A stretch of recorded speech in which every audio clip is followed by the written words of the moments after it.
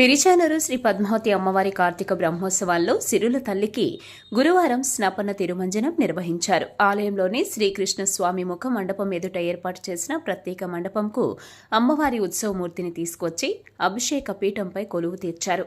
అనంతరం అర్చకులు శాస్త్రోక్తంగా స్నపన తిరుమంజనం నిర్వహించనున్నారు. ఇందులో పసుపు, చందనం, పాలు, పెరుగు, తేనె, పన్నీరు, వివిధ రకాల ఫలాలతో అభిషేకం చేశారు.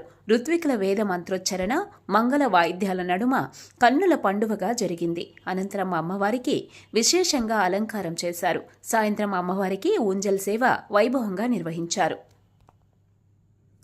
ఓం సహస్రరే